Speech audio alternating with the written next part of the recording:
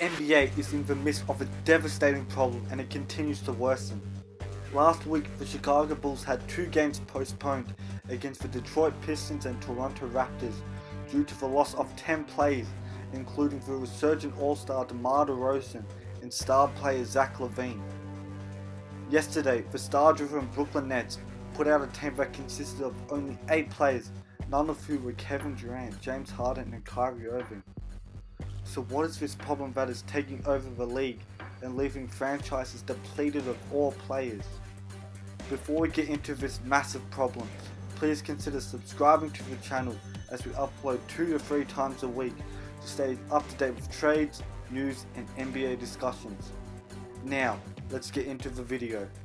As previously stated, NBA teams are losing mass amount of players and struggling to put squads together to be able to compete. The cause of this issue is the newest COVID outbreak surrounding the new Omicron variant of the virus.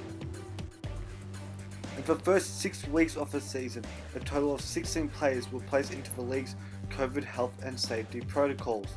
In the past week, 55 players have entered protocols, making it 75 players within the month of December. Some of the players include Kevin Durant, James Harden, Zach LaVine, DeMar DeRozan, Evan Mobley, Trae Young, Ja Morant, Giannis Antetokounmpo, Anthony Edwards, De'Aaron Fox, Pascal Siakam, and Kyrie Irving, who was set to make his return in the coming weeks. Breaking news here on CBS Sports HQ, and we're dealing with the NBA. The latest COVID-19 surge is leading to the postponement of multiple games. The spread of COVID is going to continue to grow and decimate the league, putting an end to games. Just today, 5 more games were postponed due to the newest outbreaks surrounding the Cleveland Cavaliers, where 7 players were placed into health and safety protocols.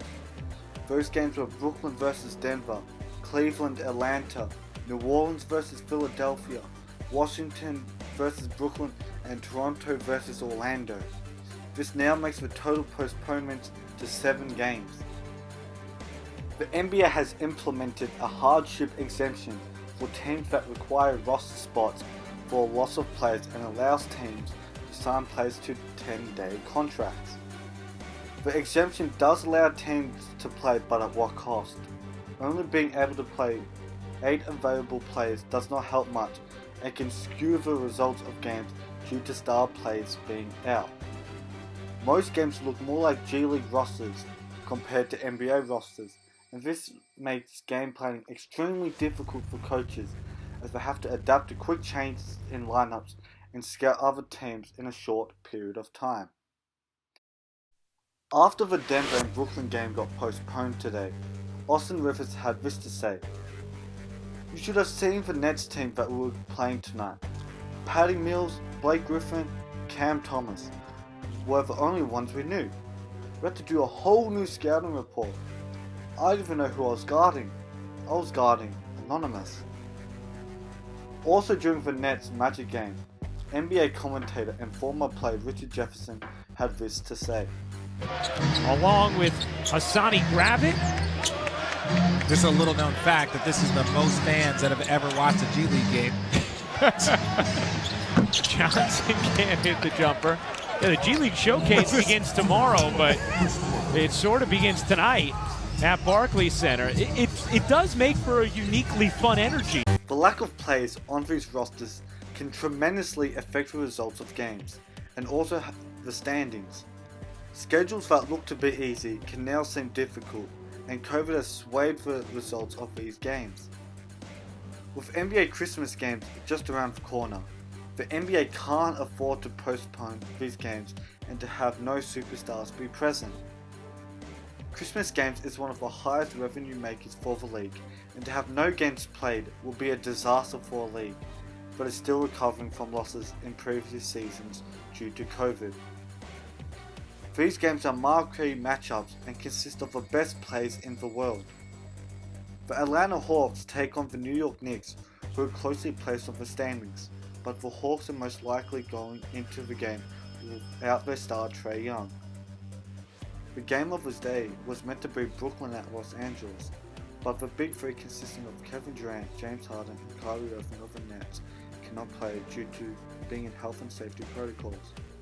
In the coming days, I wouldn't be surprised if more superstars were placed in protocols and unable to participate in team activities.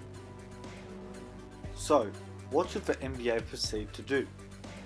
In my opinion, if the spread continues to worsen, the NBA will be forced to shut down temporarily and reduce crowd limits in the future. The Toronto Raptors have also begun this process by limiting crowd limits to under 50%. If this was to happen, it will occur after the Christmas games, because the league cannot afford more loss of money, and the games are one of the largest cash grabs for the league.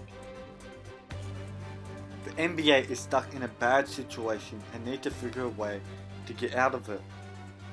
Players are dropping like flies and are being forced to step away and isolate from the game they love and play. Once again, COVID continues to interrupt our lives and affect the outcome of sports, and something needs to happen in order to stop this spread across the NBA. Please share your opinions down below in the comment section on this topic and what should happen if COVID continues to run the league. If you haven't already, leave a like on this video, subscribe to the channel with notifications on to never miss an upload, and go check out some other videos that I've posted on the channel. Thanks for watching this video, and I'll see y'all next time.